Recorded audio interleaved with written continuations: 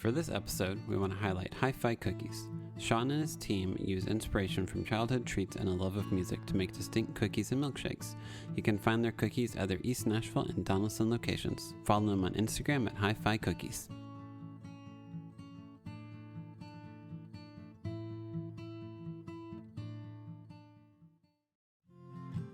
Welcome to another episode of the Nashville Dads. This week we have on musician Jeremy Ivey. We talk about how he met his wife Margo Price, observations your kids tell you, your own mental space, vasectomies, food service job shenanigans, and careers. We hope you enjoy. And we always had a $500 guarantee. Okay. For 5 people. It's $100. So we're always trying to crash like on people's floors, or like we get one hotel room sometimes. We'd all sleep in the same room, that kind of thing. But was that whenever you were like, I guess, playing as Buffalo Clover? It was after that. So it was like that had ended, and then she started playing with her country band in town, and it was getting kind of, for a while, both gigs were happening. And it was her country band was getting more attention than Buffalo Clover, and we were established. We've been doing it for like, I don't even know at that point, like 7 years, you know. And so I guess we thought at that point, we're like, well, this is doing better, and it's been around for like 3 months. Should we just like can this thing? And you know, and everything kind of petered out anyway. So yeah, it was like the early times. It was like about 6 months before she signed with Jack White and Third Man. And so that we had the record done, but shopping around. But there was that weird time where we got like $500 a gig, and we were driving from like, you know, Nevada to, you know, Florida or whatever, just ridiculous, stupid stuff. Yeah. And I remember one time we'd driven to this place, and it was like a brewery, and there was like no one there. And I remember getting on the booking agent, you know, on the phone with him and being like we quit. We can't do this anymore. We just drove 10 hours to play for like 5 people, you know. To pay for 2 bartenders. Yeah, to get like a free slice of pizza and a beer, you know. Yeah. So it was like, oh, it's for exposure. Well, yeah. As Margo always says, you can die from exposure. So yes, yeah. I think technically people have to be in the room for it to be exposure, you know? Yeah. Like, you mean exposure to the elements? Yeah, you know. So welcome to the podcast, Jeremy. Thank you. How many kids do you have? 2. 2? Sweet. What are their ages, names? 2, technically 3 altogether. Yeah. Margo was, when we first had the first baby, it was twins, and one of them didn't make it past about 11 days because he had a heart ailment. So people, it's like, where are you from? Like, how many kids do I have? I have 2. Yes. We were, you know, blessed with 3. But I have a 13-year-old boy, Judah, and I have a 4.5-year-old girl who's Ramona. Nice. Oh, yeah. Ramona, I like that name. Yeah. It's not a very common one. I've never met a Ramona. We were talking it over, and I think Margo wanted an M name because I had Judah, Jeremy. Oh yeah. And it came from like one of our first like connections on a song was To Ramona, the Bob Dylan song. Okay, yeah. So we kind of talked about that. I was like, we could call her Mona. So we're like, okay, that works. That's really cute. So she pretty much is Mona, but you know. That's fun. Yeah. Nice. Works Very cool. ways. So, from all the touring, what city, or what was the most fun, exciting city that you guys have gone to? City-wise? I mean, I love New York. I'm more of a New York than an LA guy. Like, I love the good food, and I guess as a writer, if I have a day off, I love to just sit, like, hopefully in the Village somewhere, but just sit and watch. And it's like the parade of, you know, just a human mad cavalcade of insanity. Yes. There's enough to get any wheels turning, and I like to sit there and write. And, but there's places that are more beautiful, and, you know. But I'd say New York is probably the most exciting place to go. I remember the first time I went there, my friend was like this seasoned, you know, touring musician, and I was kind of fresh into it. And he's like, "You're going to New York?" This is a long time ago too. I was like, "Yeah." He's like, $20 an hour. I was like, "What do you mean?" He's like, "It's $20 an hour just to be there." And I was at that point I was broke. I was like, whatever, I'll figure it out. And I got there, of course, like first thing, like $100 for parking, like you know, just like, damn it, he's right. He's right. Yeah, very much right. $100 for parking. Well, Well, in that was certain also a while certain ago, areas, too. yeah. I mean, that was because we had a trailer. We had like a van in a trailer, and we watched it. Like they put it in this like crane. And we watched it go up to the top of this like building. Oh yeah. Because they do like yeah. little weird like car escalator. Yeah, it was things, it was $100 a night. So it was like we would get it down. You couldn't just like get it down to go to the store because it was such an undertaking, yeah. you know. But when we had the show the next day, we had to drive, to the next borough, get it down. We'd drive it, come back to the hotel. It was like a whole thing. You know? Well, still, that's probably less expensive than what it is here. Yeah, It's $30 something for 2 hours now. You know. Yeah. Jesus. Yeah. What I don't understand in Nashville is they have these things set up where it's like the first 2 hours are free, and you're at a restaurant. Yeah. Yeah. Now, do you know anyone that dines for 3 hours? Like, Yeah. 2 hours is plenty of time. So why do I even have to sign up for it if it's already free? Yes. Well, they have to keep tabs, and the whole reason they have it is so if you mess up, they got you. You know. Yeah. And so that's the way they get their money. They just people forget. And, it's Gotcha. like Yeah. the first hour free. That's like it's a total scam. You know. Yes. Yeah. No. Yeah. You pull up to the restaurant and you're like, okay, cool. Are you guys banking on? Because like, yeah, they do these things to make money, right? I'm Yeah, assuming. yeah. So you're either selling my data, or you are hoping that there's an hour and a half wait once I get into the I restaurant. think it's both. Yeah. Whoever Well, that's why when owns- you're kids, like, okay, we got an hour, guys. Let's get in there, Yeah. get out. Yes. Like, you know what you want? Okay, order. Whoever owns that premier parking, I mean, that's everywhere. Oh, yeah. They've got to be just. It's the banking. best. It's Premier. Yeah. I mean, have you ever had anything What's the tier better than above Premiere? nothing? Absolutely nothing. I think whenever talking to Aaron, he made it sound like, are you kind of like primary caregiver in your family? Do you kind of take lead on like stuff with the kids and stuff around your house? Not so much anymore. Okay. Well, I mean, I have off and on, and I still will stay back, and Margo will go do stuff. Yeah. Yeah. So in the early days when she first got signed with Third Man, this is about 2016.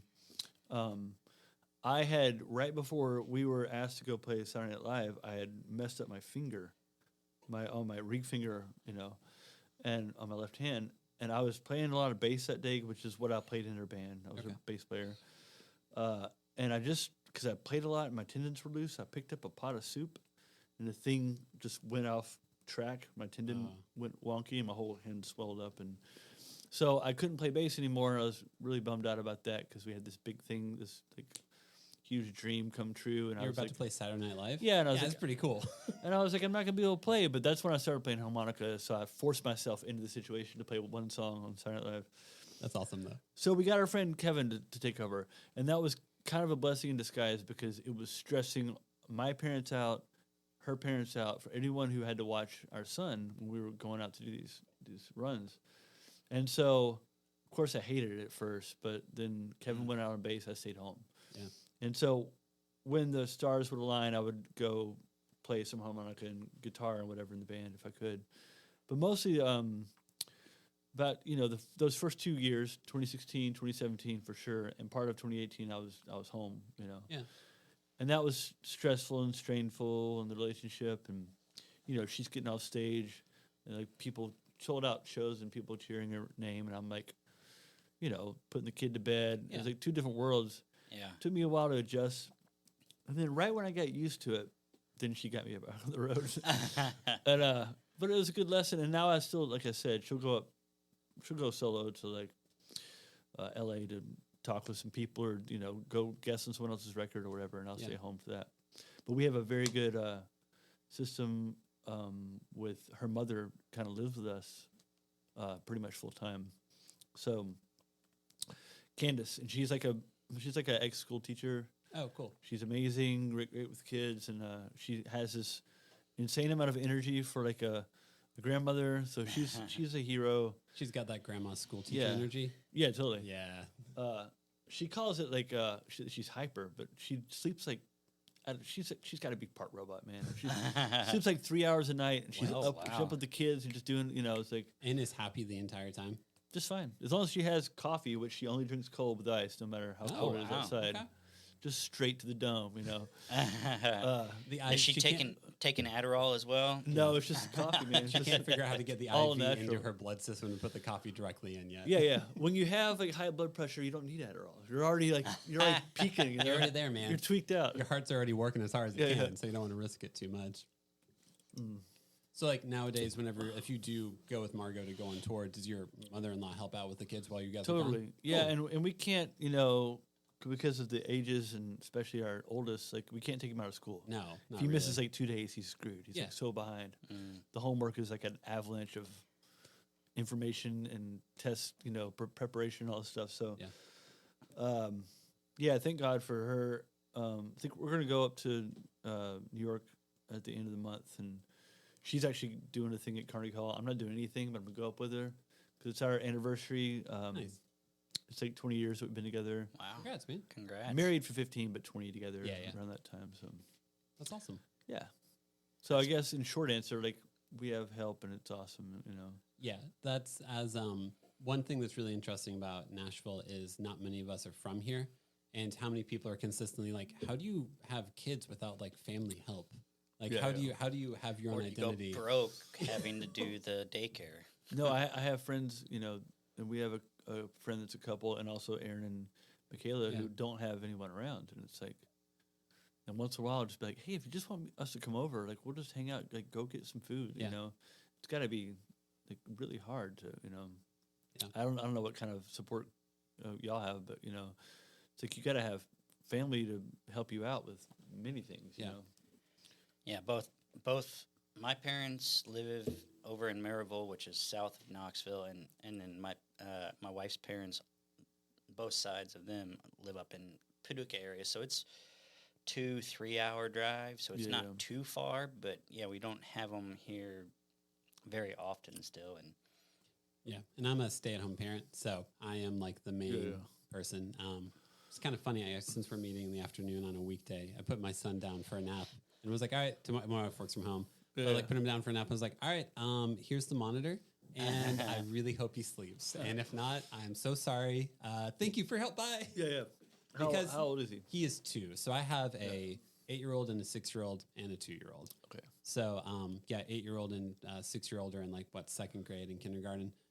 So I pretty much like my days look like I go on an adventure with my son in the morning. He goes down for a nap. He wakes up from the nap. I go pick up the girls from school, and then kind of hang out. And it's coming pretty soon if he's 2, that the nap is going to start going away. Yeah, pretty much. And that's your only time. It's the only guarantee. Your only, like your only brain time you can have, Just stare at a wall. I'm not like it's. Yeah. I always explain this to people of like, naps are so important because like you aren't even doing anything fun usually. It's like, hey, what'd you do? Well, I was gonna just like unload the dishwasher. One thing, Just one thing, and then maybe stare at a wall for like 5 minutes. Is your son taking a nap today? No, I decided not to. So now in the back of my mind, I'm like, cool, I still got to unload that dishwasher. Yeah. And whenever your kid's like 2 or 3-ish, they help, like they're like, my turn, and then they hand you a fork, and you're like, okay, thanks, man. That's a knife. Can you please like? It's more stressful when they help than anything you else. just wiped your nose and grabbed it. Yes. have you found that Joshua skipping naps affects his sleeping at the end of the night? So I think the reality whenever your kid skips a nap is you analyze yourself more than you analyze your own kid. Because it's like, oh, he's really good at napping. He pretty rarely skips a nap. But whenever he does, it's like he normally goes to bed at 7. And whenever it's 6, I'm like, he's going down soon. I'm putting him down for the night. My wife is like, he seems fine. And I'm like, it's not what I asked. Yeah, I mean that happens like when the kid skips a nap. It's like it'll be around 6:30, and like we finally sat down and started watching something, and I'm like she's watching a show, and I'm watching her just waiting for it to like topple over, and she's like blinking and fighting it, and but she just powers through, man. Yep. And then every time it's like, and then like 7:30, I'm like, okay, now we got to do the natural. Yeah. Hey, read some books. Do the process. Yeah. And but then it happens like, okay, now it's 7:30, and she hits this like the stride of like the second wind where she's just like, boom, and then then you're up till 8:30. So I think that like, in my opinion, the skipping the nap does not help sleep. No. Yeah. If you break a pattern with a kid, you're screwing it up somehow. Yeah. And so the nap's important because it's part of the flow. Yeah. And they get naturally tired after they wake up. Get naturally tired again like 4 hours later. Yep. Time to go back down. When they don't have that, they're going on fumes and they hit that reserve tank that you didn't know they had. And like, now they want to like get out like all their like dolls and and stuffed animals and do like a concert. It's like, dude, it's 8 o'clock. Yeah. And you're like, I'm done. Yeah. Two nights ago. So I pick Ada up from daycare, and the lady's like, she did not nap. And I'm like, uh-oh. okay, let's see where this goes. Yeah. And it took like 2.5 hours. Yeah. And it was just constant, her screaming. And I was like, Yeah. man, this sucks. Yeah. Yeah, there's the end of the nap time where, you're like, no, you got to go lay down. Like, this is the deal, Yeah. And then it's just like, it's just an hour of fighting. Yeah, And like, no one had any fun. No. It's just like, And then you're like, I should just put on a TV show for an hour. yeah, she just keeps coming out of the room every 5 minutes. Like, I need this, I need that. Like, Yeah. you're not going to sleep, are you? Like, And at some point in time, you're like, okay, it's not that I need a break. It's that, like, we'll both be better people whenever Exactly, you take yeah. a nap. Like, But you were talking about nap time happening, and then you're like thinking about what you should do because yeah, you got your laundry, you got your dishes, and like I said, I've been there. yeah, But no, there's this moment, and it's almost like a late '60s, early '70s. The westerns where they zoom in real fast, like Oh, yeah. and they zoom real fast Yeah. over here.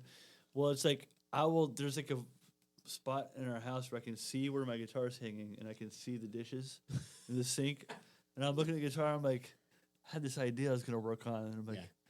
But if I do that, I'm going to lose track of time real quick, and Yeah. that's not happening. Yeah. And then I'm going to end up doing because the first round of dishes is before nap, and then you get your breakfast, you get your random mid. there's mid- always a snack. The mid-morning 10 a.m. snack, snack. Yep. So that needs to be taken care of because if nighttime happens, and that's not taken care of, Yeah. then you have like after the kids are in bed, you got like an hour and a half of like Reset. full on work, Yeah. So it's hairy, and there's been many times I've chosen the wrong choice, which was guitar. Yes. But hey, did good things happen from that time? Sometimes I don't remember. Yeah. Probably just another throwaway song. Because Probably. I'm having that battle as well of me time of drawing or painting, or like you said, doing the dishes. And Yeah. sometimes I'm like, I need that drawing or painting time Yeah. to just release all that stress that I am building up in my body right Yeah. now.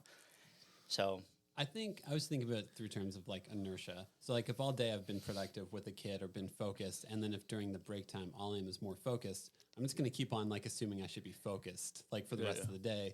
And my wife's going to be off work and be like, "What do you want to do?" And I'm like, "I'm too focused. I've been focused, like almost like over-focused, stimulated." No, it's so- real, and I've never talked about this with anyone, but Yeah. it's a thing. This happens with both me and Margo, and it's weird. I never heard anyone warn me about it, but if one of us is overextending ourselves, Yeah. and the other one's like got stuff going on elsewhere, and so say like 2 days in a row, I'm full on kids, she's got stuff going on, or vice versa. When she comes back, like you said, at the end of the night, and she's just like, "Hey, let's watch a movie," I'm like, I'm still cleaning Yeah, stuff up, yeah. and it's not because like I even think it needs to be done. There's this weird vendetta that I'm like, this is me now. Yeah. I have no personality. I'm doing this. I said I clean up Yeah, these yeah. dishes, and I'm cleaning up these And dishes. she's like, honey, like it's chill. I'm like, no, like Yeah. you don't understand. And it'll start fights. And she's done it too, where she's just been locked in on me, and I'll have to be like, wake up, like, come back to me. come back. And she's like, yeah, but what about? I think the dog peed in the other room. Like, she's like going over there. I was Don't like, you smell this in the house Yeah, right yeah. now? Yeah, I I'm feel like I have to. My wife will look at me consistently and be like, if there are dirty dishes in the sink, it'll be okay. You're home tomorrow with your kids. Like, you can do it then. I'm like, but I could also do it right now. I'm like, Yeah. I don't know why in my head the measure of success is dishes all done before Yeah. I go to bed. go to bed. Yeah. But for some reason in my head sometimes it's like, no, I haven't lived up to my part of the agreement of me being a Yeah, stay-at-home parent unless all of our dishes and laundry are done. Exactly. Yeah. And my wife over communicates like, yeah, that's your expectation. It's not mine. Yeah. It'll be okay. And that's more like my wife in that way, where she has that, she sets the bar up higher, when she's home. And I get it, like she travels, we both travel. But there's a perspective with that. Like people are always saying, like, what is it like being away from your kids all the time? Well, like we don't tour that much. Yeah. And when we do, we make sure it's not any longer than like a week and a half, 2 weeks. We don't go off for like a month, Yeah.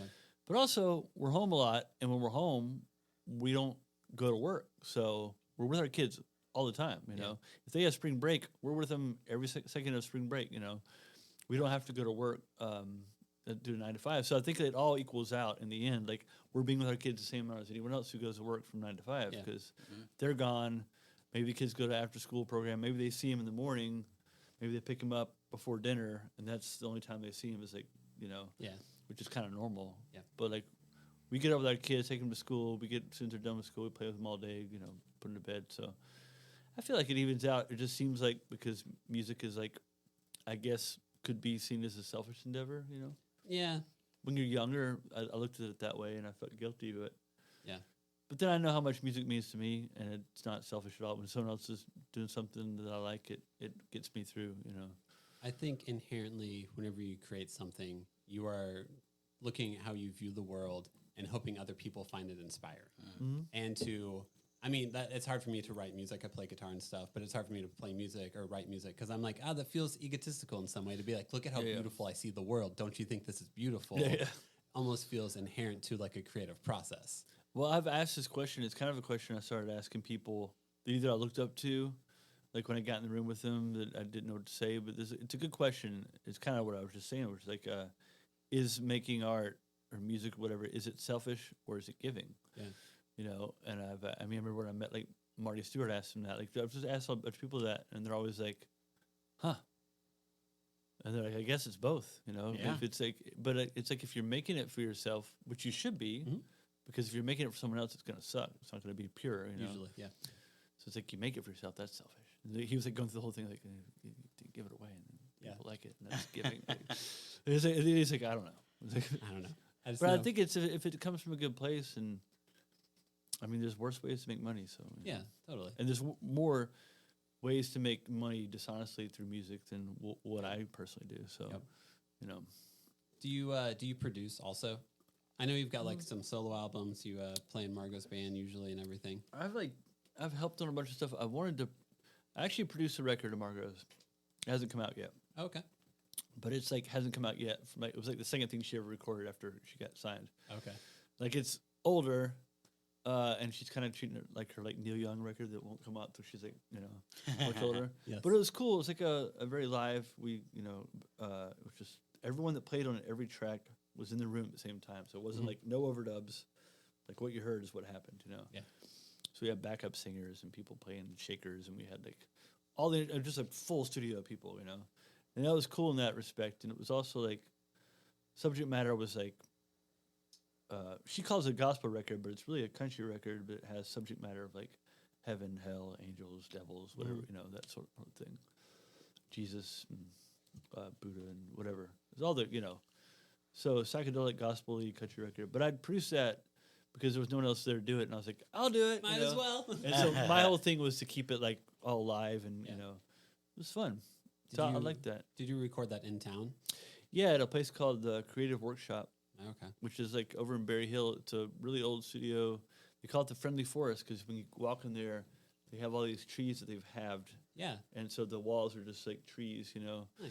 And it's got cool stuff. It's like Johnny Cash, from Johnny Cash show, like the piano that's in there was from when he had the show at the Ryman years ago. And it's in the movie Heartworn Highways. You ever see that? No. It's great. It's a movie from the 70s with like Guy Clark and Townsend Zant, and like What is it called? Heartworn Highways.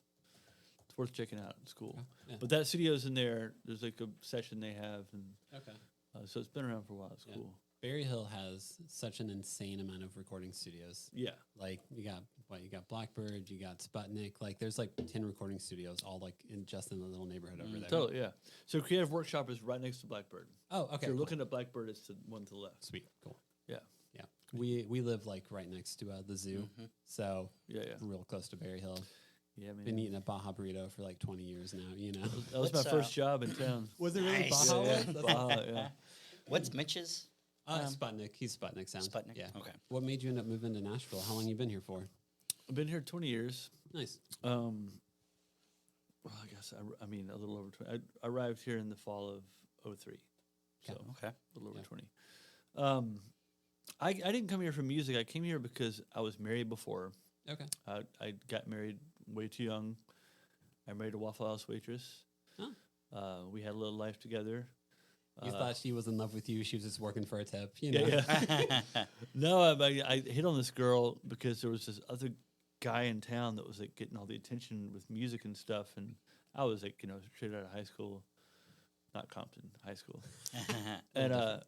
and so it was just a competition thing. This guy was like the Dave Matthews of my town, and I hated him, and so he was like trying to get this girl at one night after we went to the bar and we were at Waffle House, and I was like stepped in. I was like slid my number across. I was like, but we ended up having a decent relationship. It didn't work out because we were just too young to make it work. And so I was going through that. Like the first failed, especially when you're that young, it kind of stings. It's like, told your whole family, everyone's like, oh, good job, whatever people do.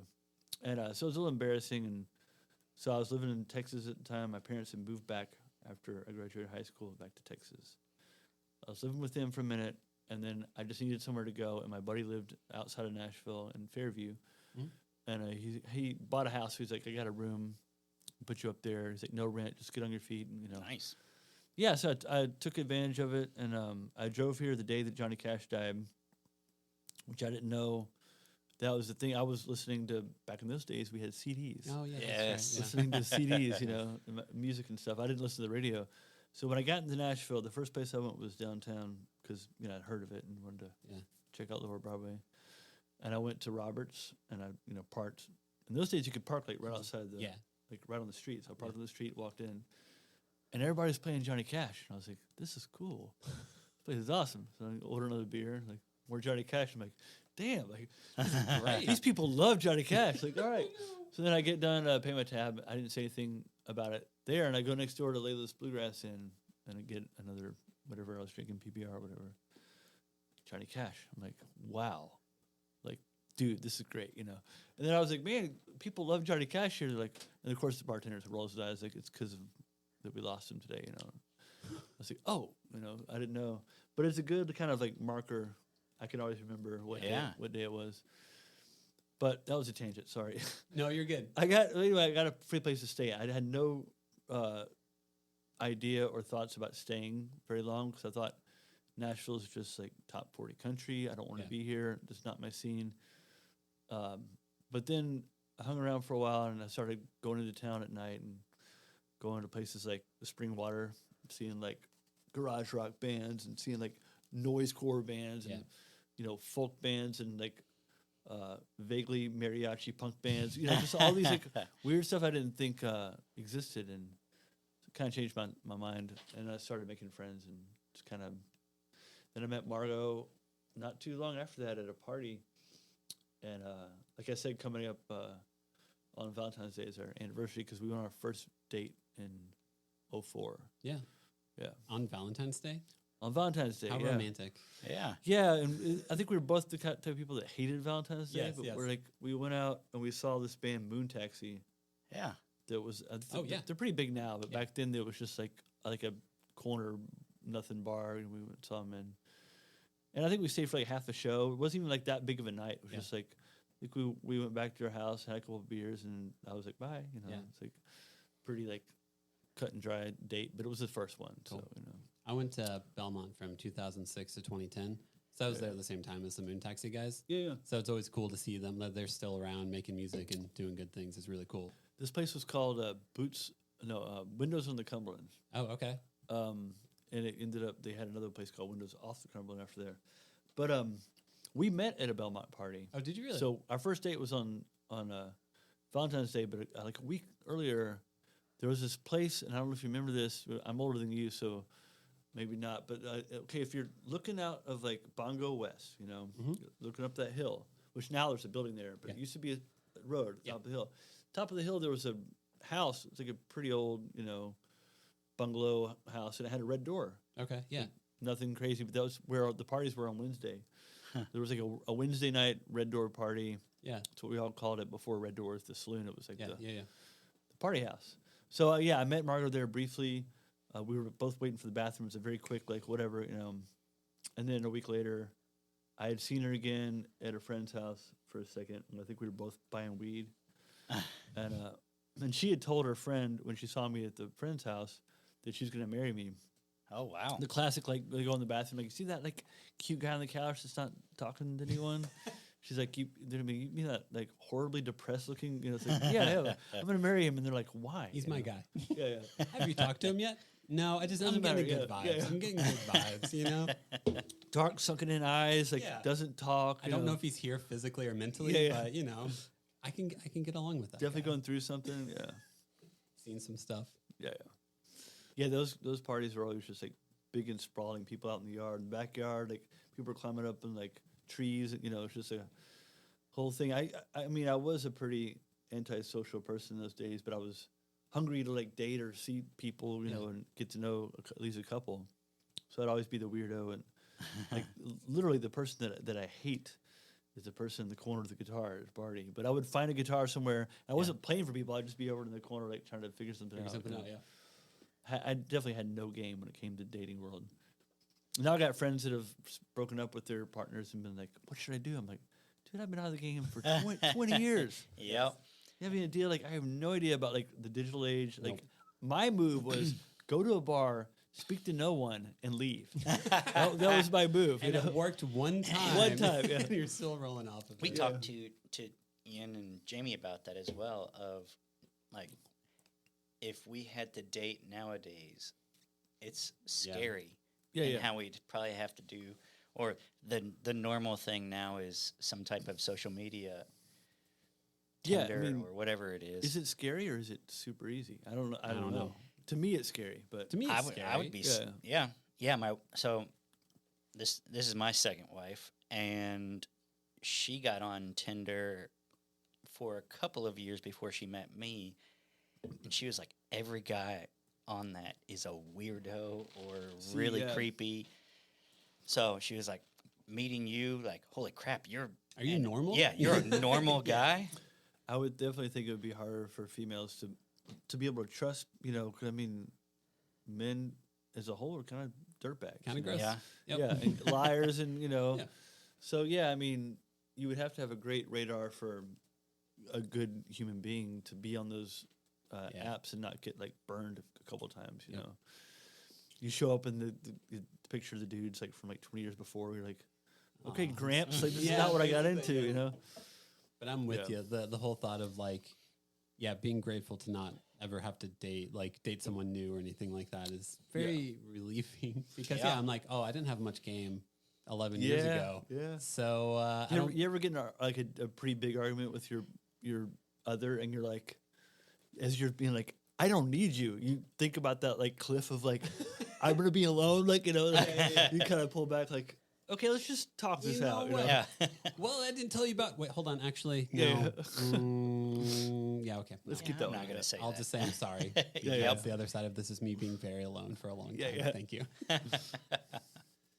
Do you ever? I know you. You said you stayed home with your son for a while. Do you ever miss those days? Yeah, because my son was easy. My daughter was harder. Son was like great sleeper. He'd sleep 12, 13 hours a night. He'd go to bed at like 7, get up at 7:30. Good for you. Man, nice. And that was, I mean, so I had a routine when she was gone. It was just like, I could even like have a little me time after you go to bed. Or stay up, I could stay up till like 11:30, 12, and still get a full night's sleep. And, you know, so it was kind of cool. And he was also always kind of low drama, you know, low maintenance. If he had some toys to play with, he would do that, or I'd play with him. Or I always had a couple of trips planned for the day, you know, get him out of the house, so get the, you know, so he doesn't get too set in boredom. There's this weird thing that happens when a kid's in the house all day. There's this like this soul rot that happens, you know. It really is. And sometimes it's fine if you haven't been home in a while. It's like, we're going to do a lazy day. But sometimes you look around and everything's just trash, and there's just this hunger in their eyes where they just want to destroy something, you know. And the kid's like laying on the pile of the trash that they just created. Like, you're all right, man. And there's like, I don't know anymore. Thinking about killing the cat. Like, whoa, we don't own a cat. What are you talking about? Yeah, which cat?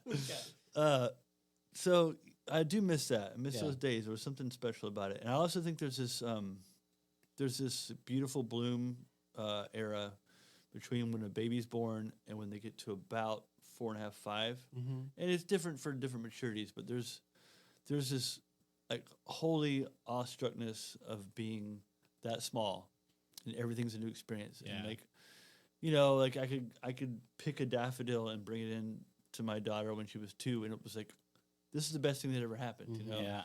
And living through that is really, it's almost addictive. Like, I know we're done having kids, but that's the thing that I would be addicted to is like, I want to live that through people. I want to like, see things for the first time, because most of us, myself included, we're just kind of bored and jaded, and nothing is that surprising. And when you get that little burst of energy from someone that you live with that is so enthusiastic about a butterfly or whatever, then you start to wear that yourself. at least for a while, it's kind of in you. You know, you see something. She used to always say when she was like 2.5, she would always look at the clouds and be like, cotton candy clouds, you know. That's so cute. And so you start thinking about that too. And even now, it's like I'll see clouds that look like that. And I'm like, cotton candy clouds. Yeah. And, my son was always inquisitive in the way where he'd be like, ask these questions that just like, we're like, what? Like, he's like, Dad, I'm like, what? He's like, does water float? And I'm like, I guess. He's like, Santa Claus is nocturnal.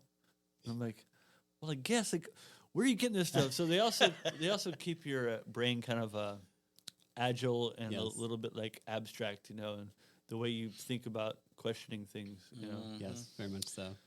So I'm already at the point where our daughter's going to be 5 in June. Yeah. And she's always been ahead of the curve. She's one of those, like, she was talking at like 8 months and, like, you know, she was walking really quickly. And so she's already to the point where, like, she's not bored. And she still has a great sense of wonder, but, like, she's where Judah was at, like, 6. Yeah. Like, she's already, like, I figured this out, I figured that out. Her motor skills are insane. She's just, you know. Yeah. I feel like girls always mature like a they whole lot do. faster. Always, yeah. Yeah. It's just one of those things, and it's Just like reality. Yeah. But I'm gonna miss that. I do. You know, I got the vasectomy, people. Nice. It's not scary. It's actually a very small amount of pain considering what women go through Pretty to much. bring a child into the world, whether it's natural or C-section. I've seen both, and it's not easy. You know. Yeah. Having an ice pack on your crotch for a week or two is a little less than that. It was only a couple days for me, and I got treated like a king. Yeah. And I got to sit and Have- watch have you had movies. one? I had one, yeah. Okay. Yeah, Yep. I literally sat on the couch and like had food given to me, like Nice. watched it. You know, I was like, I'll take one for the team. This is fine. You know? guys. Yeah. How long did that surgery take? 30 minutes. It's like a Yeah, it's 30-minute quick. surgery. You I aren't think- even put under, so like you're awake for it. Have So a I'll nice tell you, conversation. Yeah. I know this is like for kids and stuff. I'm not gonna like curse, but is it okay to? Yeah, you're good. Yeah, you can couple curse. I mean, details. like we talk about kids, but I don't think kids listen to No, it. no Exactly. kids. So, This is all dads. Okay, episode. kids. No, this is just about the vasectomy. It's not like anything. I'm not gonna say bad words. It's just If you do, this is what happened when I went in. They tell you you're supposed to have Valium. Did they give you Valium to calm They you did down not. so when you walk in, you're super mellow and whatever? no, they offered like a laughing gas. I'm a really good patient.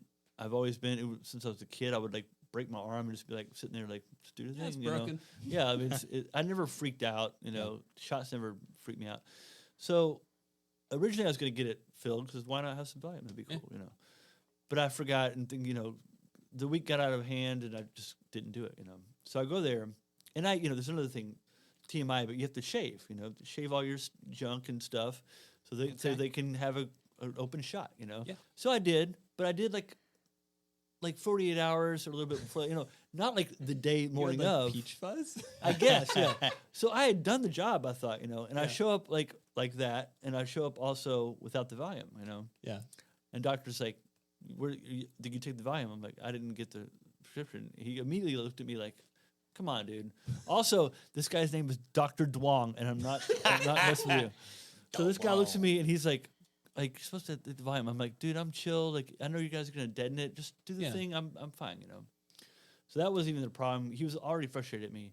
And then this nurse comes in, and she's like, you know, after deep hands and lay whatever. And she first look, she's like, and I'm like, what? She's like, you didn't shave. Like, oh, I did. Like, it's got to be fresher than that. So then she goes and gets this, like, you know, the hospital kit, shaving kit, which is like the worst, dull one blade shaver with like the cream. It doesn't really like spread. It's just like a glob. It's you like know? whipped cream, basically. It's the worst like product. It's like the most generic, you know, whatever. And so she is like begrudgingly doing this job while I'm sitting there, you know, and I can't see because it's just everything's covered. Yeah. And I just hear scraping. Oh. And then she's so mad. She's just so, and I would be too. If some middle-aged guy comes in here and I can shave him, I totally get it. You know, I was on her side, and I felt the whole time I just wanted like both of them to like me. Like, Yeah, of course. Yeah, like, you guys are I'm gonna sorry. That's with something very sensitive yeah. on my I mean- body. Be nice to me. yeah. I think that lady has to come home. Hey, how was your day? I had to shave I- someone's balls today.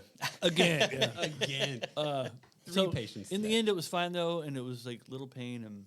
And I think that I have musician friends, and I won't name their names because they'd probably be embarrassed if I said it. But you know, bigger deal dudes that have asked me like, "Hey, man, thinking about getting you know. And I'm like, what do you think? And I'm like, dude, do it. It's not that bad at all, you know. There's a stigma about it.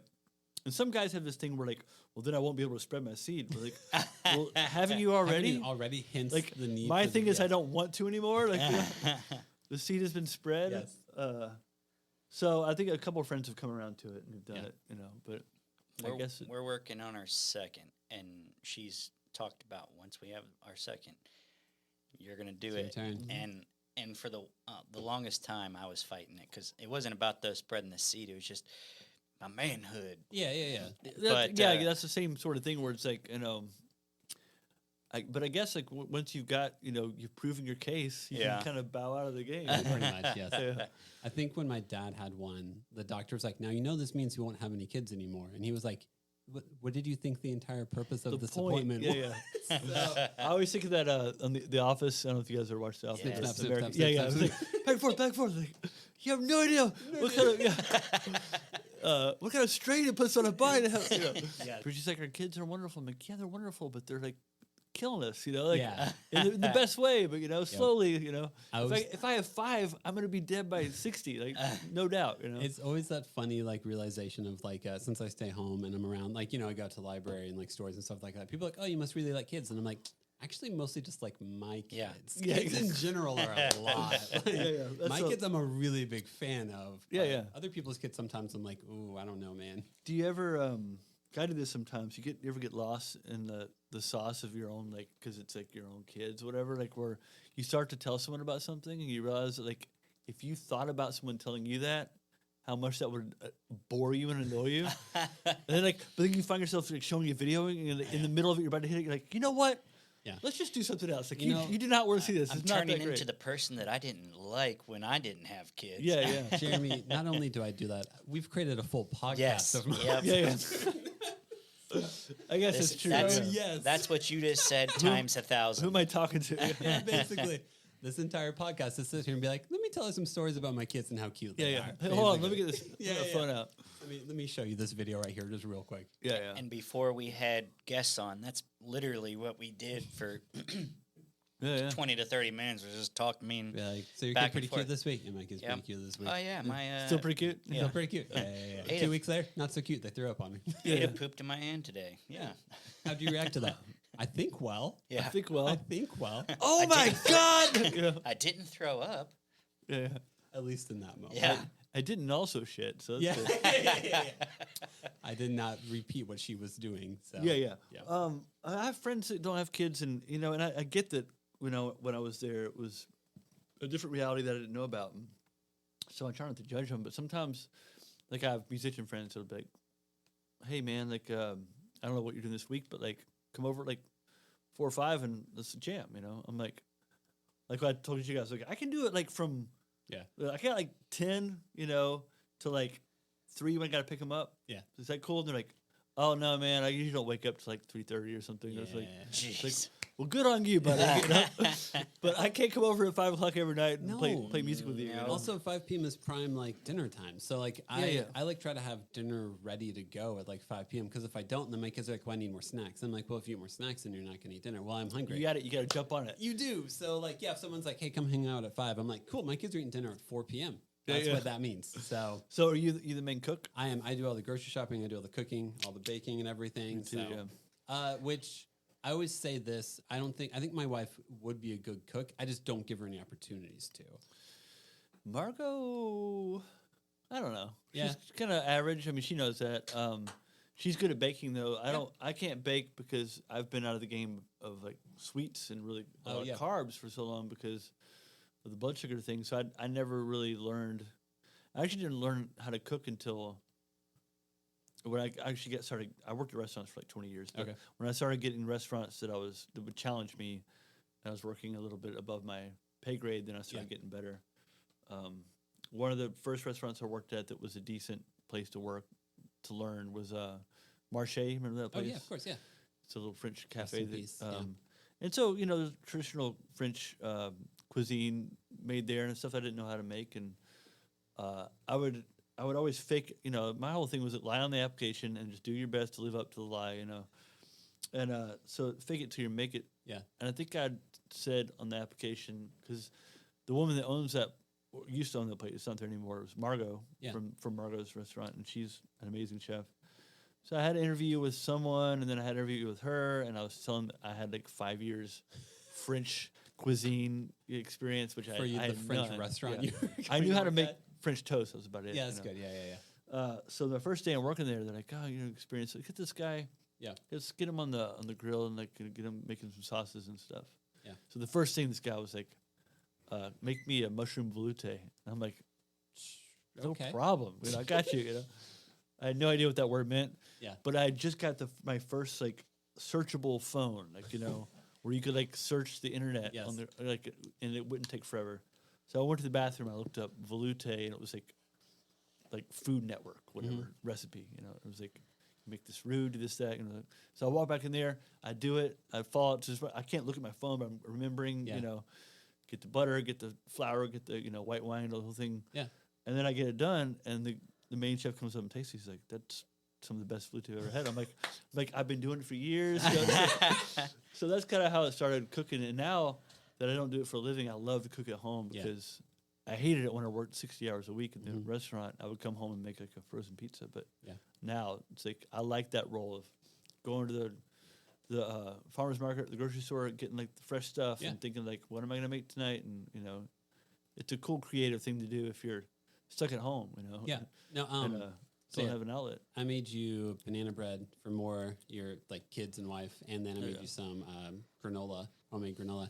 And my son, who's 2, helps me with it the entire time because it's cool, like granola. So it's like put a bunch of oats in a bowl. All right, we need 4 cups. Josh, can you count with me to 4? Dump it in and stuff. So it's like a really fun process to be like, all right, cool. Let's include the kids in this. Make some simple recipes, and then it's also creative at the same time.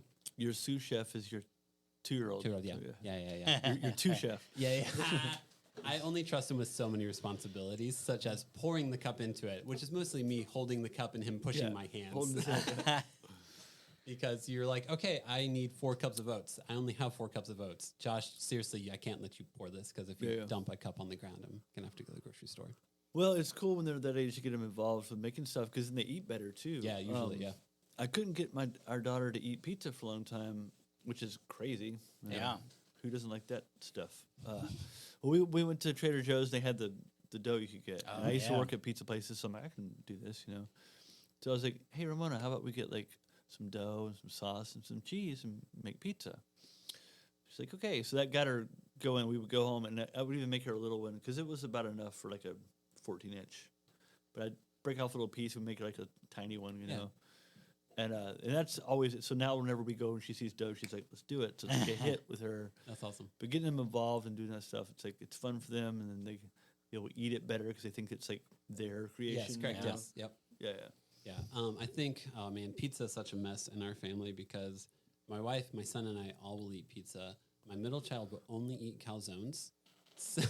Really weird. And then my oldest one, she will eat bread, sauce, and cheese, but if you put it all together on a piece of pizza, she won't eat it. So she eats sauce pizza, which is literally bread with sauce on top of it, and then a pile of cheese on the side of it that she eats. So for your son, you're like, here's a calzone, right? Yeah. Just imagine this is a calzone. I took the top off of it, and it's a pizza. Yes. So maybe if you get 2 pizzas and just put them maybe together. that's it. But also, she knows I know how to make calzones, so like I opened up that door, and now I can't close it ever again. I was one of those weird kids where I liked pizza only if it didn't have the cheese. So I would rip the cheese off. Yeah. And then, also as a parent though, I'm okay with that because then you eat there's burnt cheese and sauce mixture. Yeah. So I never liked the cheese on pizza. Now I'm good, but I'm never normal now. surprised with how dads gain weight. Once watching my kids eat food out, I was Oh, how yeah. did I gain an extra 10 pounds? Well, your kid didn't eat this, they didn't eat this, you And didn't you eat ate this. it, yeah. And then on principle alone, you can't throw it away. You cannot throw it away. No, I mean, I gained the first pregnancy. I think the tally was Margo gained almost 100 pounds. Oh, man. It was twins, Oh yeah. But I gained, I think, 50 pounds with her. I was pretty skinny when it all started out. Yeah. And by the end of it, I mean, she's like, we're hammering home pizzas and ice cream and just doing the thing, And I think it was a stint there. We counted like 30 days in a row where we ate a pizza every day. It was burgers and whatever, Yeah. like stuff she wouldn't eat because there's this thing that happens to women. It's amazing. Like if you ever had like a wife who's pregnant who's like a vegetarian, at some point that's going to end. Yeah. And it doesn't even matter how devout they are. Like Margo was pretty much just ate vegetables, you know. And I don't remember exactly if it was a steak or a burger or something. I was eating something at one point, and she just like kind of dropped her fork and was like grabbed it, like ate a big bite of it, like because This is mine now. this other thing inside them is like, I need iron and protein, and there's some right there in that guy's hand. Grab it, like you know. I don't know that guy. I don't care. It doesn't matter. Yeah. Like a little person, like in a control, it was the sticks, you know. Like That's awesome. putting the arm out, you know. So she became like, yeah, we just started pizzas and burgers and whatever, you know. Yep. And then after that happened, she got off the red meat, but she continued to eat chicken and whatever, you know. She was hooked at that point, you know. And then you had your sympathy 60 pounds. Yeah, and we both did pretty good to get her off, but I kind of stayed in that realm a little more than she did, you know. And then it was weird that when the second kid came along, totally different cravings, second pregnancy, and we didn't eat as much, and she didn't gain as much, and I was like skinny the whole time, and it was weird. So then when she lost her like pregnancy weight, I started gaining weight. You So picked it's almost it up. like we're dealing with the same like amount of pounds. We're just shifting back and forth, you know. And so now, like I'm satisfied with what I'm probably like 165. You know, that's comfortable. It's fine, you know. But back in those days, I was like 140. You know, pretty thin. And now she's super skinny. So we just kind of traded back and forth. It'll change. Like every year, weight changes anyway. I feel Yeah, like people will be like, "Oh, you're skinny," and I'm like, "This year, next year, it might not be." Like, who knows? Well, I feel like when I'm happy, which is right now, this is how I look when I'm happy. Yeah. Like meaning that like when I see a taco, I'm gonna eat it. Like when I'm gonna eat sandwiches or whatever. Because of my blood sugar in the past, I've done stints where I had like no carbs. So then I would lose weight. You know? Yeah. But I like carbs. So as long as I got the protein going there and the vegetables, balancing everything out. When you gain all that weight, do you equally like disperse it in your body, or does it go straight to the gut? It's not like I don't have a beer gut because I don't drink beer. Like I still drink. Margo quit a couple years ago. Yeah. But so right now I'm taking a break. You know. Yeah. I'll take breaks here and there, but when I drink like clear, because I've figured out that's what works for me. Yeah. I can't. Beer is like there's too much sugar with not enough. You've got carbs and sugar. Like exactly. Yeah. So that doesn't work anymore. Whiskey is too sweet. Like if I can drink whiskey and I can fall asleep like a baby, but then like 3 hours later, because the sugar thing, I'll wake up like sweaty and wide awake. You know. Yep. So I found it like really tequila, vodka, which I'm not huge. There's no flavor there. It's just potato water. Yeah. So vodka, tequila, and gin are the only things I kind of mess with anymore. Yeah. Nice. I had a friend who had a beard for a long time, and whenever he shaved it, I was like, "Oh, shaved your beard. How do you feel, man?" It's like, I found a second chin. Yeah. Didn't know it was under there. That's always the fail safe. I know I have that, and I'm starting to get a little bit of double chin, you know. Just grow out that but beard, I know man. I grow it out. Like it's full coverage. Like You can hide a lot. Yeah, especially food I am in the beard. Is that why you have a beard? Yeah. I mean, when I worked at Bread and Company, I had to shave. You worked at Bread and Company? Yes. Dude, I worked there for like 3.5, 4 years, something like that. What years? The one in Belmead. Same here. Really? Wait, what? That's where I started out. Okay, so I started working there in 06. Okay, I started in 08. Okay, so I worked there for 06 to 08, and then I went to the West End one for a while. Same here. I was really? I was the assistant manager at the West End. Okay, I was the assistant manager or the morning manager at the Belmead. Yeah. Okay. Did you know I'm Matt and Kyle? Kyle, he was Matt last name. So I knew Matt Brown worked there. Not Matt Brown. I don't know. And then there was Kyle. He played for MoDoc. I used to serve Emilio Harris all the time. You know, people coming there. I miss that place because a couple reasons. One, because after I got fired, I used to steal from that place all the time. I mean, they're debunked now, so they're not going to come for me. Yeah.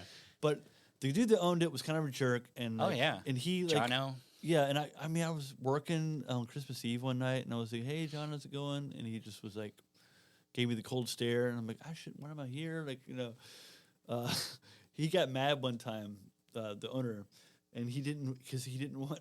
He thought there was too many handicap parking spots, and this is like some deep like a-hole behavior. We're prioritizing the handicaps too much. Yeah, too many. Get these handicap out of here. And so my friends, the other Matt Brown, who worked there he was always a rebellious, still is. I think everybody that worked there was rebellious. Yeah, but he had the great idea to. So I think one night he had a stencil of a handicap, and one night he went and painted all of them handicap, just to be like, "Here you go, pal." Yeah. So yeah, I've great memories at Brain Company. That's awesome. That's crazy you worked there. But after I got fired and I had bad blood, I would go to the West End one because you get your sandwich and then you would pay for it. What kind of operation is this? You gave me the many product. People did not the have to doors pay. right there. Yeah. Yep. So you I would just go sit down. You could sit down, and it's so busy. I would eat my whole sandwich. I would totally calmly get my food, eat it, go put it in the trash, just walk out the door. Like I remember one time I went in. I was just fed up. The guy that was like ahead of me was like the manager of the. He was like the Michael Scott of the place. He didn't do anything. He just stayed in his room, and I was just having a bad day. I'm like, I gotta go home. I got some excuse, and I just went in there, and I was like, "Hey, Carl, whatever his name. I remember his name." It's like, Carl, I was like, what? I was like, it's my penis. And he's like, what? I'm like, it's bad, man. It really hurts.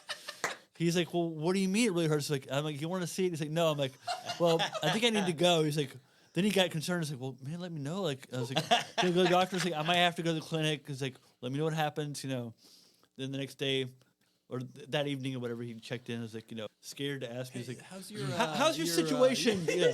And I was like, still bad, man. I think tomorrow's not going to work. And I think I stayed home for 3 days just for this vague injury to a penis. To a penis, yeah.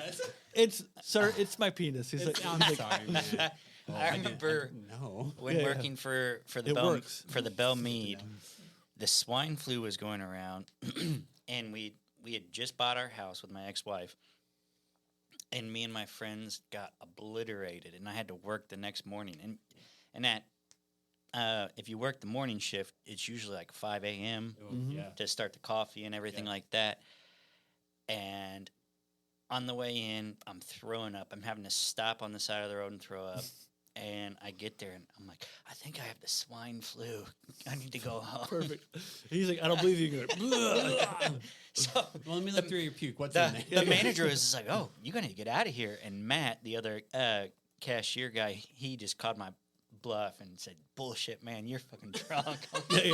No. He's like, I think I have the swine flu, and you puke. It's like, wait. Is that Jaeger? That's Jaeger? Let me smell that for a second. Oh, that's whiskey. That is whiskey. Yeah. I'm going to say it's Old Granddad. That was the well whiskey at whatever dive bar you were in last night. Pretty much, yes. I don't miss my 20s that much for like moments like that. Really fun to be a part of it. Yeah. Really to do it. But now being in my mid 30s, I'm like, I'm glad I was able to be nonsense and an idiot and not as much of one now. I think that goes for a lot of things. I think even being an artist, I mean, some people get famous when they're in their 20s, but I feel like it's kind of, unless you're the right kind of person, it can kind of be embarrassing when you get older. I know a lot of people. I'm not like a huge fan of John Mayer, but he's a good example of like how he put out stuff that now he can't stand, doesn't want to play it. It's like I think that happens with like being a parent. There's a lot of things that should happen in your 30s. That shouldn't happen in your 20s. Yeah. And I feel like you get all that kind of BS out of your system in your 20s. And there's some fun times. And there's like memories I would never trade for anything. Mm-hmm. But I still had, a good time in my 30s. My early 30s were awesome. Like, we had a kid, but I mean, we had made a lot of friends in our circle, and some of them had kids too. And we just hung out, and it was like a good time, Or the kid would go stay with my parents, and we would go on a trip, and, So I still had a lot of energy and loved to party and hang out in my 30s. It's just I'm in my 40s now, and it's more like, I guess because it's the second kid too, everything seems more natural. Mm-hmm. I mean, you never get to that point where you think when you're young where things are just going to level out. That doesn't happen. Where you can coast, Yeah, but the anxiety goes down about being a parent, where you're just like, this is just how it happens. Mm-hmm. Like, kid falls off the scooter, gets a skinned knee. I pick him up and I hold him and I give him all the love I can, and I bandage the wound. But the first kid was like, should we go to the hospital? Yeah, You know, it's like, yeah. oh my God, you know, like he's bleeding. Yeah, because that's what happens when Yeah. you go. No, but he's bleeding. You don't know? understand. Yeah.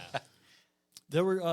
I'll ask you two a couple questions. 'Cause Yeah, yeah. I have an example too. But was there ever a moment with your kids that you thought like you just totally screwed up, like big time? Oh, sure. Yeah. Like that you look back now that maybe you didn't, but at the moment you were like, I either injured this kid for life or like, you know, something scary happened. Could be emotional too. Yeah. you know? Yeah. Well, just physically, this happened, I think, earlier this week. I was putting Ada. I picked her up from daycare. I was putting her backpack in the front seat of my truck, and I turned my head as I'm closing the door, and she does this. Oh, no. Yeah, With her and finger? yep, Oh. and I'm just like, oh crap. Yeah. And it wasn't. It was two things. It was, I think I just broke Ada's finger, which I didn't, luckily. But Yeah. also, shit, I'm gonna have to tell Haley. Yeah. Yeah. Because there's the one thing of I just injured my child. And Yeah. there's the other thing of like, how do you explain this to anyone else? And Yeah, my, and that- and Haley is a mama bear. Yeah, I can get scared Yeah, of yeah. her sometimes. I relate. Yeah. I would say if there's anything where I question if I damaged or hurt my kids in some way, I wish I would have started staying home sooner with our kids. Whenever we had two kids, whenever our second kid turned 1, is whenever I started to start staying home. So our oldest was always in daycare. Like my wife only got like 6 weeks of maternity leave for both pregnancies and stuff, and how hard that first year is already. And I was always willing to, you know, stay home with kids, but like finances and everything, it's all blur of like, should we have done this? Should we have not done this? And I wish I could have, after being able to stay home with my son and like stay home with my second child after a year, knowing how much sanity and calmness it brings to our life for me to not hold down a 9-to-5 job is Yeah, something yeah. where I'm like, oh, I wish we would have been able to be in tune with this and been able to take that risk, because it's a huge That's- risk for one of you to Yeah. stay home. I So could say so you had your own career before. Yeah, I worked at a dentist office. I worked at like a design company selling paper goods. I was Jim Halpert basically, Yeah. and worked yeah. at News Channel 5 was my first job out of college. So Okay. yeah, you know, was working, but you know, Costa daycare and just both parents working is a lot of stress on your family. Yeah. And none of it. I never cared so much about my career that the career meant more to me than being around. And my wife has always Yeah, been yeah. really good at careers. You know what? Hey, what are you good at? Careers. She pretty is, much, you though. I know. know, like, The one probably thing I'm good at is careers. But also, it's the flip side of that is like, Devin, where do you get at? Well, not ambitious things, apparently. yeah. So, I'm kind of the same way though. Yeah. I mean, I love music, and I've, you know, since I was a kid, the first time I touched an instrument, I had this like bug and this desire to do it, but the desire kind of stops when it comes to promoting or yeah. being any sort of like brand or, you know, I love creating songs, and I love recording those in the studio. Everything else to me is kind of like, you know, noise. Yeah. And so without Margo being driven and also just being an incredible singer, I didn't have that going for me either. Yeah. That helps. She was just like a driven person, and it was going to happen regardless of anyone getting in the way. It was going to happen. So Yeah. I can relate with that. Like, you know, I have passions, but I don't have the drive to make those, like, Correct. you know, to burst through the crowd of Yeah. everyone else making noise. Which is a weird thing to admit as a man, because I'm very beta male compared to like alpha male. Dude, I'm so bad. Might even be whatever C is. Gamma maybe. Yeah, I don't know, yeah. yeah. But yeah, so you go out there and you're like, oh, like I remember when I had our first kid, like one of my bosses being like, oh, well, now you're going to do the work to support your family. And I'm like, I mean, yeah, if that makes sense and that works, sure, that's something mean- I would like to do. Changing the diapers and Yeah, I'm wiping like, the ass. Yeah. I don't know what that means, but sure. Whereas like, yeah, my wife, when she gets into a job, she makes everything about the job better. So she naturally gets promoted and gets raises and stuff. Whereas like I can rise to like middle management basically, but I'm too much of a smart ass to get higher than Exactly. Yeah. So, Not a company man. not a See, company man. for me, it was hard because I am very career driven, career oriented, and I wanted, and still am wanting to always advance my career. But I also was like, I don't want to be that dick of a dad that's not ever around. Yeah.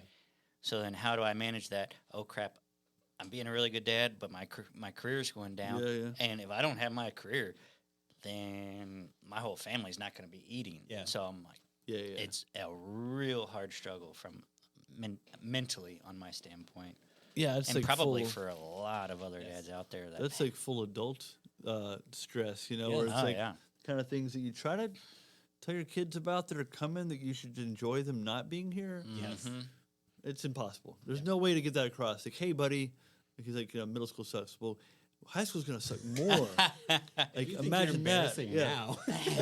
and then after that, you're just gonna wake up one day and be like, where's my aim? Yeah. What am I doing? What's my measure of success? Yeah, And you're like, I don't know, man. You're literally like working, like washing dishes, and you've got an apartment you can barely afford, and you're like, and then you're almost 30, and like, what's my next step? And I was like, that's gonna happen too. Yeah. And then you're gonna have kids. Then you're gonna have this situation where like, I need to take care of my kids, my career's in the toilet.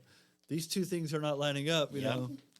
And does it get better? No, they get old, You figure it out. Yeah.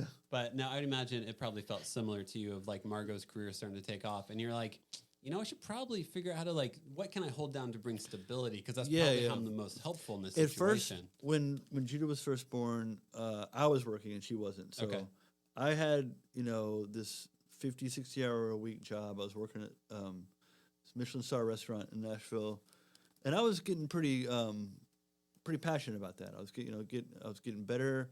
I wasn't at sous chef level, but I was like right under there. I was like, the main guy on the grill every night. I was working my way up, and I felt like what I need to do is go to school for this, because this is going somewhere. And she's a stay-at-home mom, and we had a rock and roll band that kind of was petering out at that point. When Judah was born, we were still going pretty strong, if you want to call being totally unsuccessful strong. But we were still gung ho for it. You're still playing shows. We were doing it, And so, but at that point, the only career looked like maybe I would have one, So it did switch that way. Yeah.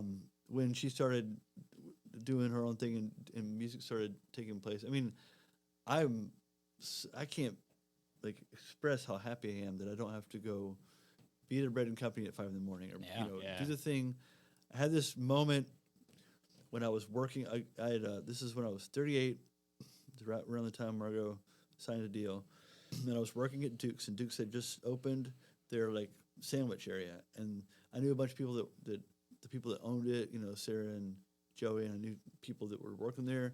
And they were like, you got to get Jeremy to come in here and tell you all about the food safety. And so I went in there just to do that. I was going to get out. And I kind of needed a job. So I was like, I'll take some shifts. And this is cooking for people from basically midnight till 3:30, I mean, you're cooking the rest of the time, but it doesn't get busy until midnight. People get drunk. They go in there, and there's a line out the door, and they want sandwiches, So I remember this very specific moment where I'm like, Margo hadn't signed a deal yet. She was like talking to labels and everything, We needed the money I was making. We had a kid at home, and I'm pushing this panini grill down, and I'm remembering the panini grill, the bread and company, remembering the panini grill at the first place I worked. I'm remembering all the times I've done this action, and I'm like, I'm 38, and I'm almost 40. What am I doing? Yeah. And so I've got tickets like all the way across the board. Everyone's drunk. There's like tickets coming up, coming out of the thing, and I just turned to the other guy that worked at the place with me, who happened to be drunk at that time, who was not working that night, was just hanging out. I was like, Nick, I'm sorry, man. He said, what are you sorry about? I'm like, this is you. And I walked out. Walked out of my job. I walked down the street, went to 5 Spot. They were closing the bar. Yeah. Because I know those guys. They let me in. I sat at the bar, and they're like, how's your night? I was like, I just quit at Duke's. They're like, what? They were all mad at me, And I was mad at myself, but I just hit the limit where I'm like, I can't do this anymore. Yeah. It was a moment, and then it was like a week later, she got the green light. She was going to sign a deal. Yeah. Careers are weird. Yeah. With kids and with your own ambition and what you want to do, and sometimes you feel completely lost. And that was a moment where I don't know what I'm doing. Yeah. Yeah. You look up and you're like, I don't know what I'm supposed to be doing, but I know it can't be this anymore. Can't be this forever. And working at Bread and Company, I think everybody at one point thought that. Yeah. I mean, some jobs have like a lifespan to them. Yeah, and to be honest, I do miss that world sometimes. Yeah. I miss like being in the trenches with my buddies and in the kitchen, and you're just hammering out dishes and getting It was fun, but because of the zero responsibility that you really had, it was a sandwich shop. Yeah. I mean, even as a... It wasn't high stakes. Yeah, it wasn't high stakes. So, that was... Nobody was coming in there from a TV show to, review the place. Yeah. But when I was getting back to the quick story I have about being fearful that you've screwed something up real bad. And I've had a couple moments like this, but this was the biggest one. So mine was early morning, wife's sleeping in, it's her day to sleep in. I get up, got the 2 kids. I got my, at this point, 1.5-year-old and 11.5-year-old, I think. I'm doing the math right. 10.5, 11, something like that. So 11.5-year-old's playing with the dog in the backyard. I'm going to take the 1.5-year-old in the stroller and we're going to walk down the street. We live in an area, there's like hardly any traffic. It's, super mellow. It's out in Whites Creek. So we live on a road. There's like a creek beside it. There's like, just trees and it's woods, Very rarely does a car come down the street. So I come down there, I have my dog at the stroller, and you guys probably already know where this is going. But it's a hill, Yeah. And so my dog gets away from me, and she's running, and there's a car coming around the corner. So I see the dog run toward the car, and I go to hit the brake on the thing, and, so that's secure, and I walk off.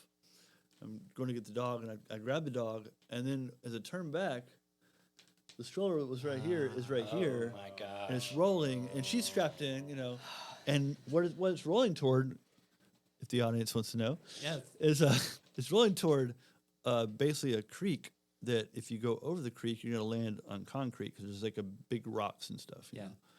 And so all I can see is that this baby's going to hit the concrete face first, and there's probably not going to be a baby left. And so I have this moment where I know physically I can't get there fast enough. I could bolt whatever I wanted to, but it's just not, physics aren't going to happen. Yeah. So I get that flush feeling, and I'm like, I run over there as fast as I can, and it just happens that the top of the stroller just hits this limb, just catches the top of it, And so she, instead of falling into the pavement or rock down there, she just kind of bumped her head against the tree that the limb was on, And so, but still I wasn't out of the woods yet because babies at that age, like sometimes you can just knock them on the head and they'll kind of, Yeah. So she had this listless kind of like eyes rolled back in her head thing, and I didn't know how hard she hit because I didn't see. Just a little scrape on her nose, but like nothing. I thought I was out of the woods, and when I picked her up and turned around, she seemed like she was like passed out, and I was like, oh my God, So the worst thing you can do in this situation is like go, your wife's sleeping in, it's nice and peaceful. She got the white noise on. And I just burst the door. I'm like, we gotta go to the hospital. I'm like, hold her, And so she throws the covers back, and she's like, what the book, whatever. Yeah. And so pretty soon, Ramona started acting normal, and then she was eating a snack, and she was laughing. And it was like, she's fine, But there was those like few minutes where it's like, I can cuss my baby.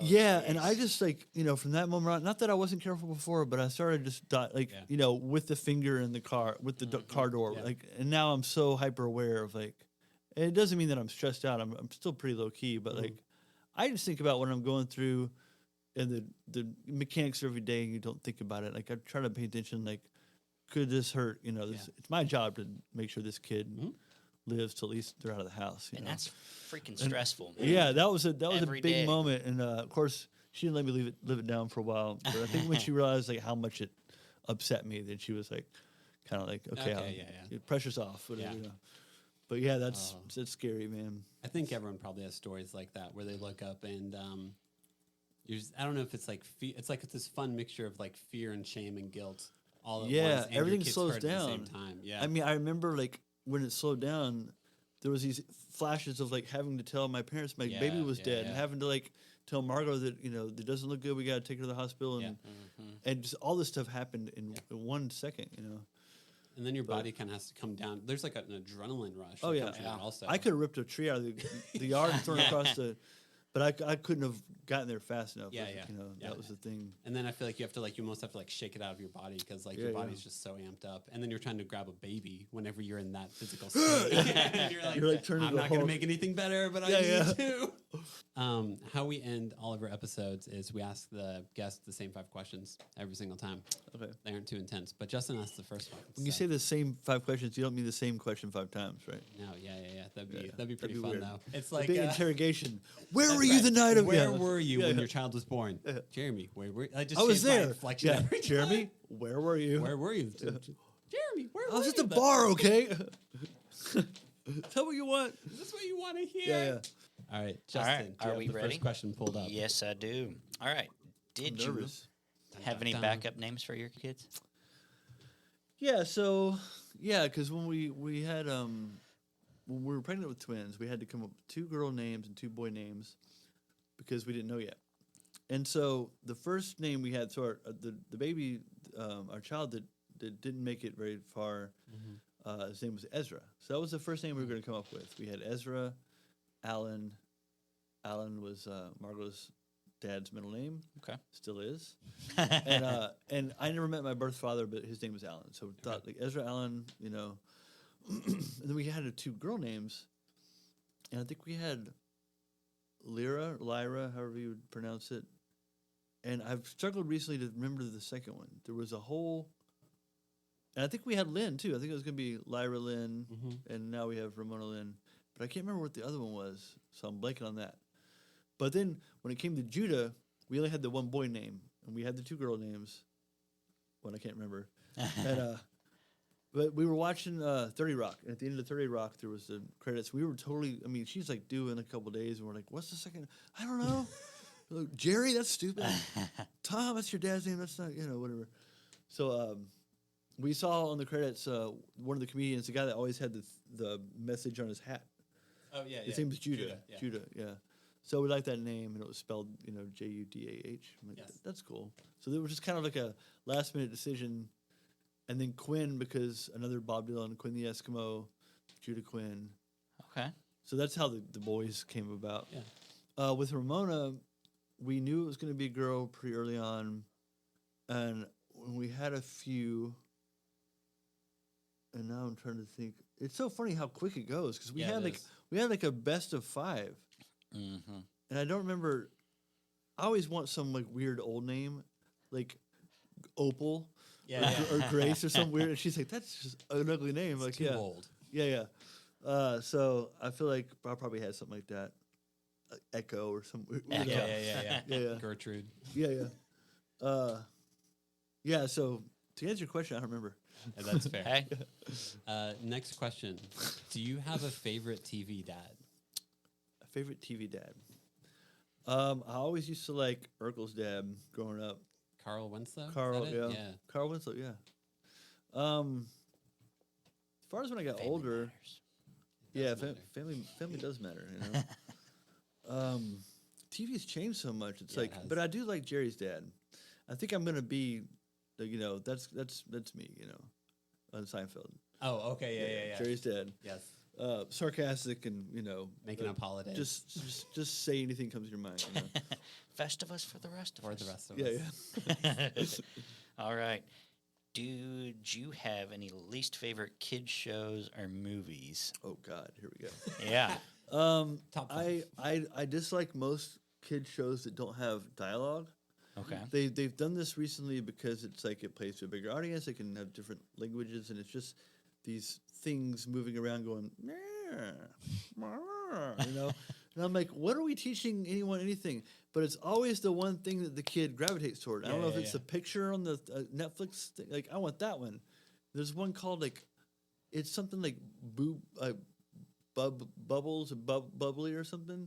It's ridiculous. It's literally just like alien looking like blobs going around going. There's no storyline. There's nothing. Yeah. That always annoyed me. And then there's like the classics. I mean, I remember my first kid. It was like Blue's Clues, and that whole thing. And it's just like the thing about kid shows, and this very well, is that they're on this pattern. Yeah. Because it's easy to churn out these episodes where and the kids like it too. It's a regiment of like we do this, we look for the clues, we go to the mailbox. Hey, it's mail time. Woo! Here's a catchy song. Yeah. And it's just this pattern, and it's like you're not paying attention to it because it's not for you. Yeah. But somewhere in the back of your mind, you remember every line, every scene. You're picking up socks, and you like, I've seen this one. Yeah. And it just seeps into your consciousness where it almost is like a mental poison. And it's supposed to be a good thing for your kid, but it's ruining you. Yeah. It's like and I like Bluey. Bluey's cool. Bluey's Yep. great. But even at Bluey, my daughter went through a streak of it where it was just I'd seen them all. Oh, yeah. It was on repeat. It was all the time. And I'm like, man, the first thing I thought about this show is it's really clever and I actually enjoy it and I'll sit here and watch an episode. But now it's like if I hear that Yes. Get out of here, man. Yeah. Well, any piece of art, if you watch it for like an hour straight, it's like 7 stages of grief. This is fine. This is great. This is awful. I get everything. This is fine. This is great. But yeah, the last thing I'll say about all that is I got lucky with Judah when he was little, because those were DVD days. Yeah. And although we had Netflix, I think it started streaming it around that time when he was, 3. Mm-hmm. He mostly watched DVDs. We had a stack, and I had control over that. Yes, that's true. I would get him like cool things. I got him you ever heard of the movie The Point? No. It's Harry Nilsson, the singer, songwriter guy. He narrates this thing, or no, he didn't narrate. He wrote it, and he does the voice of the characters. Ringo Starr narrates it. Oh, cool! It's like a mid-'70s. It's awesome. It's a great story about this kid named Oblio that was born with a round head, and everyone else had a pointed head. Yeah. And he was ousted because he didn't have the point, and it went through this whole like kind of metaphysical, like what's anyone's point, and the whole thing. Yeah. It's a really cool movie, and Judah fell in love with it, so he watched it all the time. And that because the music was good, the work, the writing was good. I could listen to that, even still can all the time, So I remember getting him a stack of like these are 10 movies that I would watch over and over, like Labyrinth, like these classic movies, Never-Ending Story. Yeah. I mean, you can tell I was an 80s kid, but yeah, a bunch of like the Yellow Submarine, stuff like that. Where like this has music in it, I can get along with this. So I got lucky with him. And then Ramona comes along and she's like, Netflix has everything on it. Yeah. How about Cocomelon for an hour? No, the worst. Yeah. So that's I guess that's my long and short of that. Next question: do you have a favorite kids toy? Like when your kids play with it, you actually enjoy playing with it also? Yeah, there's a couple. I like building things. The couple things that both my kids had and they were different sets, but they were the marble, almost like the Rube Goldberg. Yeah, like Marble Run. Yeah, I played with that for an hour with my son this morning. So you have you have different. If you get different kits, you can get even bigger things with it. And that's fun for both sides. Recently, funny thing is, me and my son have always been like super chess heads. Oh, okay. So he's learned to play around 3 or 4, and so we battle. He's 13 now, and it's like I wouldn't call that a kid toy, but it's something we do pretty much every evening, and it's like. We're like that's cool. Really leaning in, because I have the I'm gonna be better than you forever, son. Sort of outlook, He's like, I'm taking you down. You're buddy. a man when you beat me in chess. Yeah, exactly.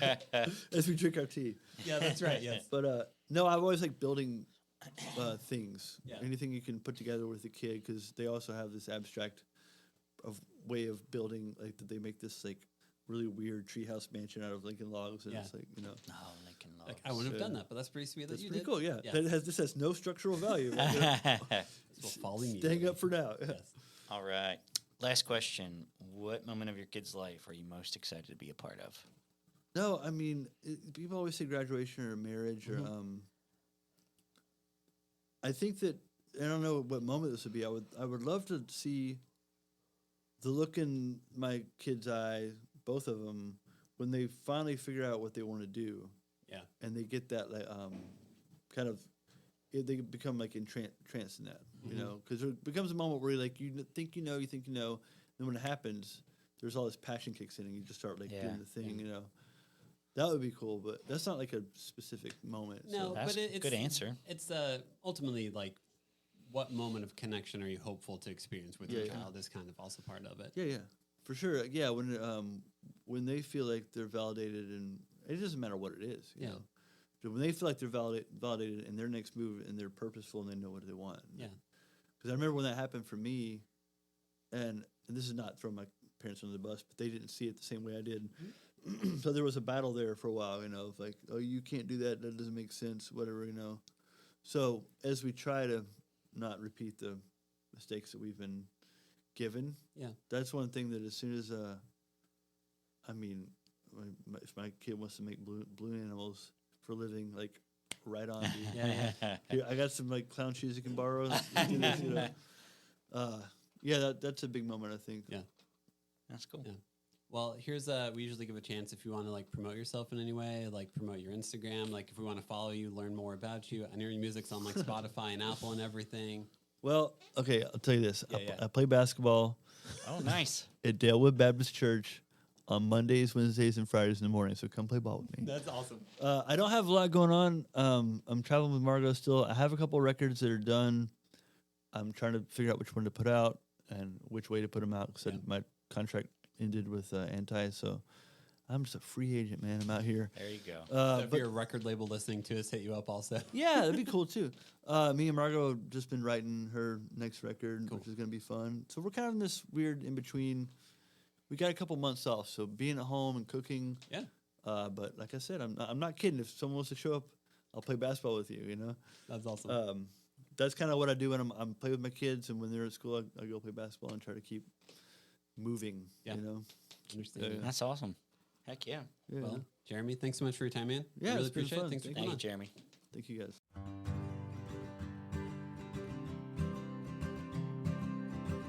Thanks again for listening. Make sure to follow us on Instagram at the Nashville Dads and to subscribe to us on Apple and Spotify podcast. We record at New Light Podcast Studio and episodes are produced by me, Devin.